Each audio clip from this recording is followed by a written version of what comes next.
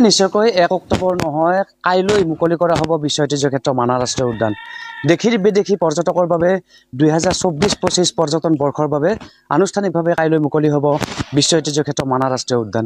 ইতিমধ্যে ক্ষেত্ৰ সঞ্চালকে এখন জাননী জাৰি কৰিছিল আৰু এই জাননী যোগে 1 অক্টোবৰত মানাহ ৰাষ্ট্ৰীয় উদ্যান মুকলি কৰাৰ কথা আছিল যদিও এখন পুনৰ নটিচ জাৰি কৰিছে আৰু এই নটিচখনত কাইলৈ মানাহ মুকলি হ'ব বুলি জানিব পৰা গৈছে।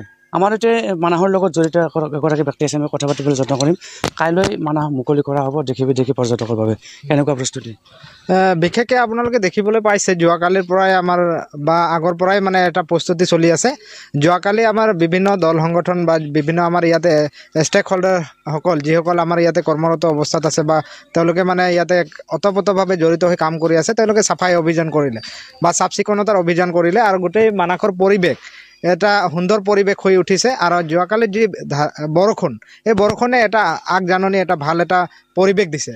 এই উৎকণ্ঠা গৰমৰ মাজতো এনেকুৱা এটা বতৰ আহিলে য'ত নেকি এটা সুন্দৰ পৰিৱেশ দেখিবলৈ পোৱা গৈছে। আৰু আপুনি দেখিবলৈ পোৱা যাব যে ছেকেণ্ড গেটত মানে যথেষ্টখিনি আমাৰ যিসকল মানে বন কৰ্মীসকল আছে তেওঁলোকে মানে উঠি পৰি লাগিছে আৰু তেওঁলোকৰ যি দায়িত্ব হিচাপে তেওঁলোকে সাজু কৰি তোলা হৈছে যে মানাহ ৰাষ্ট্ৰীয় উদ্যান অহা কাইলৈ খুলিব।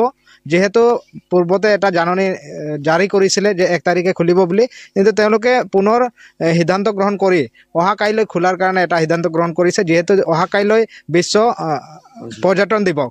তো এইটো বিশেষ সংহতি ৰাখি বিশেষকৈ মানে আমাৰ ইয়াতে পৰ্যটন মন্ত্ৰী আমাৰ অসমৰ জয়ন্তমল্ল বৰুৱা ডাঙৰীয়া আহিব, লগতে BTR চিফ প্ৰমোদ বড়ো ডাঙৰীয়া আহিব। গতিকে বিভিন্নজনে অহা কাইলৈ আহিব আৰু অহা কাইলৈৰ যি কাৰ্যসূচী আছে এই কাৰ্যসূচী মৰ্মে অহা কাইলৈ আমাৰ মানাহ মুকলি কৰা হ'ব আৰু বিভিন্ন জাতি জনগোষ্ঠী ইয়াতে অংশগ্ৰহণ কৰি বিশেষকৈ মানে মানাহ মুকলি কৰাৰ কাৰণে সাজু কৰি তোলা হৈছে।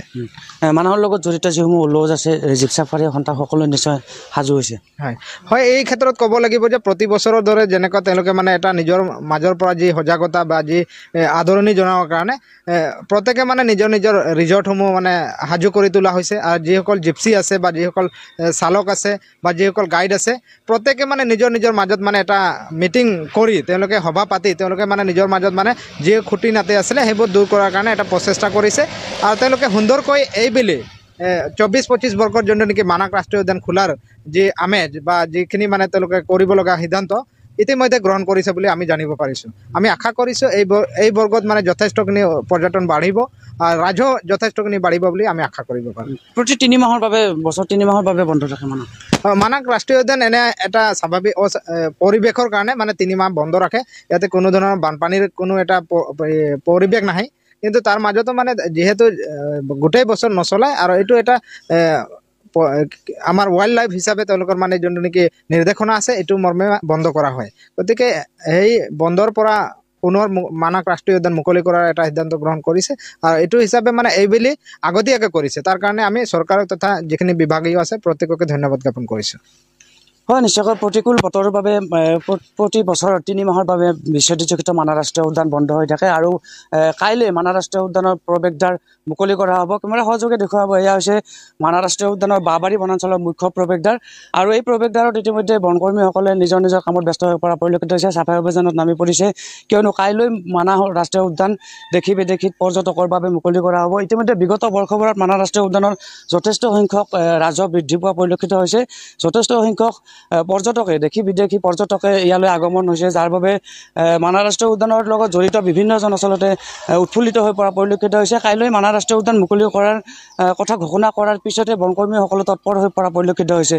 সহযোগে দেখুৱাই আছে, এয়া হৈছে মানাহ ৰাষ্ট্ৰীয় উদ্যানৰ মুখ্য প্ৰৱেশদ্বাৰ আৰু এই মুখ্য প্ৰৱেশদ্বাৰতে কাইলৈ এক গাম্ভীৰ্যপূৰ্ণ এক মাংগলিক অনুষ্ঠানৰ মাজেৰে এই ৰঙা ফিটা কাটি মুকলি কৰা হ'ব মানাহ ৰাষ্ট্ৰীয় উদ্যানৰ প্ৰৱেশদ্বাৰ আৰু 2024-25 বৰ্ষৰ বাবে মুকলি কৰা হ'ব মানাহ ৰাষ্ট্ৰীয় উদ্যান। আমাৰ এগৰাকী বনকৰ্মী আছে, নিত্যতেও ইয়াত কৰ্মৰত হৈ আছে। দাদা, কাইলৈ মানাহ মুকলি কৰিব, কেনেকুৱা অনুভৱ? আমাৰতো ভালেই অনুভৱ, এতিয়া মানে পুৰা উল্লাসেৰে হৈ আছোঁ যে কেতিয়া অপেনিং কৰিব। 3 মাহৰ বাবে বন্ধ হৈ আছিল, 3 মাহৰ কাৰণে বন্ধ হৈছে, এতিয়া কালি অপেনিং কৰিব। আগতে কিবা কৰিছিলে 1 তাৰিখ, এতিয়া আকৌ চেঞ্জ হৈ কালি অপেনিং।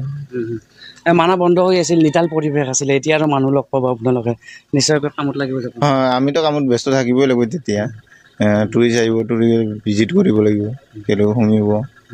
এতিয়া আমি কামতে ব্যস্ত হৈ থাকিম কাইলৈ কি অনুষ্ঠান হ'ব কিবা গম পাইছে নেকি? আমিতো বিশেষকৈ গম পোৱা নাই এইটো টুৰিজিম ছেক্টৰৰ পৰা কিবা কৰিব টুৰিষ্ট তেওঁলোকেহে গম পাব আমি বিশেষ এনে অপেনিং কাৰ্যসূচীটো গম পাওঁ আৰু 1 তাৰিখে খোলা কথা আছিল কাইলৈ খুলিব কাইলৈ খুলিব হয় অক্টোবৰৰ 1 তাৰিখে মানাহ ৰাষ্ট্ৰীয় উদ্যান মুকলি কৰাৰ কথা আছিল যদিও কাইলৈ মানাহ ৰাষ্ট্ৰীয় উদ্যান মুকলি কৰা হ'ব ইতিমধ্যে মানাহ ৰাষ্ট্ৰীয় উদ্যানৰ ক্ষেত্ৰ সঞ্চালকে এক জাননীযোগে এই কথা জানিবলৈ দিছে কাইলৈ বিশ্ব পৰ্যটন দিৱসৰ লগত সংগতি ৰাখি ৰাষ্ট্ৰীয় উদ্যান কৰ্তৃপক্ষই এই সিদ্ধান্ত লোৱা বুলি জানিব পৰা গৈছে